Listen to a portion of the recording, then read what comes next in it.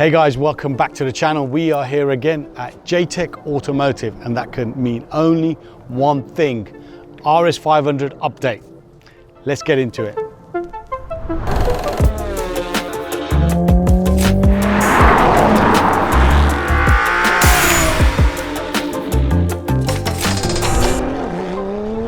So yes guys, we are back again at J-Tech Automotive, another RS500 update video. I've got my van over there, which I would say isn't full, but it's got a few bits in there. We've got the newly refurbished TSW wheels. We've got a brake disc setup, which Jamie will explain is absolutely amazing. And I've got a knob in there. We'll talk about that in a moment. But before we go inside and I'll reveal the engine in the RS500, I'm going to talk to you about today's sponsor. The channel sponsor for Raj's Garage is Slam Sanctuary. It's an automotive clothing brand. Recently, they partnered up with us at Goodwood Festival of Speed, and we had loads of their latest designs on show. I'd love it if you can support the brand. If you use Raj15 at the checkout, you'll get 15% off. Appreciate the support. Let's get inside. Big reveal. Like I haven't seen this before. This very expensive project, which should not have cost me what it has cost, but oh dear Lord, wow. Thing is, I knew how good the engine looked because we saw it 2 weeks ago. Yep. When it was literally sitting here, and the engine bay was obviously sparkling, which it still is. Yep. But to see it in situ, well done. Dan did a lot of it as well. Well done, well done. Obviously, it's not running yet, and it won't run in this episode. No, we're waiting for an engine harness from Manor Performance, which is made. He's just got to send it to us, but he's in Canada. So, yeah, we've just got a few more pipes to connect up. We have got to go through the fuel system, because as I mentioned, we think the tank's rusty inside, so we're going to drop it, check it. If it's rusty, we'll replace it. Sort all the bodgery up on the fuel lines, which is all in hand. So when you mean bodgery on fuel lines, what's happened? What's been done previously? It had like an AN8 line pop riveted to the floor. Okay. Because it obviously needed a bigger supply, but it wasn't being used. All the standard clips that hold the fuel lines weren't used, and it just had P clips holding everything on. So we've stripped all that off. We've got the right clips here. The steel lines are actually in good nick, but we're going to convert the ends to AN6 and then change the pump and put a pre-pump filter in it. Just loads of little bits and bobs to make it reliable. These are the original hoses, you just cleaned them up? Yeah, Dan spent ages cleaning them. All the tanks have been stripped and vapor blasted. We've made a new pipe up for the recirc because the old one was, I think it was a broom handle. Oh yes, I remember you saying. So we've got rid of that. But all the power steering cooler's been replaced, all the lines are new. Just got to put the oil cooler and the oil lines on, which we've got. And yeah, we're not far off being ready to put fluids in it all. Exhaust? Oh yeah, you can see the downpipe here. We're going to build a heat shield for it as well, because obviously the ABS module and the air box get pretty hot being there. So Tom has supplied us some rather exotic heat shielding to we'll fabricate a proper heat shield up for the downpipe and the turbo hot side, just to keep heat away from vital bits that melt when the turbo's warm. So I've got a K&N air filter coming. Cool. They've sent me one FOC, which brilliant. Thank you very much, K&N. That'll be here next week. There really isn't much else, because obviously the engine is in now. It's just ECU and loom, as you said, and testing and so on. The last 10% takes 90% of the time. Yeah. It looks finished. It's not, but it's not far away. But she looks sexy in there, yeah. Yeah, it does look really good. And the lights are in as well. Dan's reconditioned all the brackets that hold them in. All of the hardware's new. All the brackets that hold the nose cone section. The lights that I paid £600 for.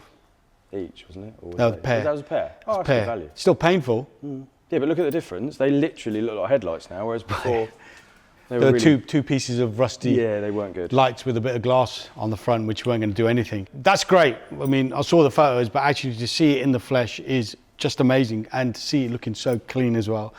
I've got some bits for you as well. Cool. Yeah, we need some more bits in the van, which will allow you to continue. So at least we're that much closer, because as you said, the last 10% takes the longest. Yeah. So let me get the van open. Now, unfortunately, I bought another set of wheels which I've realised I shouldn't have actually brought with me, because you got a set of Cosy like wheels the ones already on the car. Yeah, so I've got a set of Cosy wheels here, which are going to go back. Yep.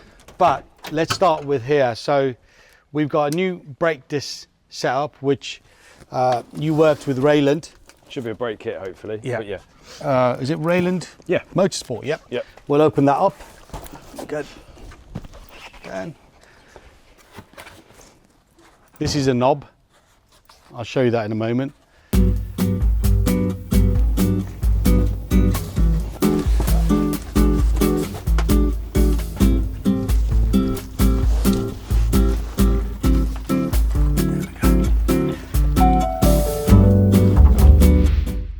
So here we have refurbished set of 17-inch TSWs. These have been refurbished by Alloy Kings in Feltham. They've done a great job because these were in a really bad way. You can imagine. They're quite an old wheel. 25 years old. And I've got the caps. I need to get new stickers. But the biggest thing here is, will the new brake kit fit? Again, big shout out to Rayland Motorsport based in Birmingham. So it's a 330 by 28 kit they do for the Sierras, so it should bolt straight on. I said should. Well, considering we're going to be running north of 500 brake horsepower, the stock brakes are not going to slow the car down, hence why we've had to go for something a little bit more motorsport. These weren't cheap, spent a pretty penny on these. We'll talk about costs for all the parts and the refurbishment and all the engine work and so on at the end of this series, not at the end of today's episode. Right, you're gonna work out They'll fit. that they'll fit. In fairness to anyone involved, Rayland did say the kit is designed for a comp-motive wheel. 17-inch comp-motive wheel. This isn't a comp, but we should have plenty of clearance, which we'll get a caliper out. I think we'll have plenty of clearance. Perfect. Okay. Loads of clearance. You don't have to buy comp-motives. So we've got AP calipers. Yep, AP racing calipers. And you mentioned something about floating discs. Floating disc. The bell and the rotor are separate. There's a few thou clearance in these bobbins, so as things heat up, you hit a curve, you won't get pad knock off or anything. You shouldn't get pad knock off or anything like that, because they're a little bit more sort of motorsport orientated. Okay. Performance orientated, should we say. But yeah, that'll work really well. It's quite a common thing to see on RS6s, Porsches, all sorts of stuff. So you're happy with that? That's exactly what you ordered? Yep. Awesome. Rayland details, description below. Now, I do feel like an absolute buying a gear knob and spending best part of £400. It's a lot of money for a knob, isn't it? It is. Now, back in the day, you could buy these for a tenner at any scrapyard. But it seems like anyone who has anything of value for a classic car is demanding a pretty penny. But that is brand new, genuine in a box. This is brand new, genuine, in a box from Germany. I think it was about £340 plus VAT and duty. But we have a new gear knob. You'll see a photo on the screen of what the gear knob in the car looks like, and yeah, you can't use that. Would you pay £400 for a gear knob? Or have I just been done and fleeced? Let me know in the comments. So, we have brakes. We've got brakes, we've got wheels. Wheels, you've got an engine that's in there. We've just got to sort some tyres out.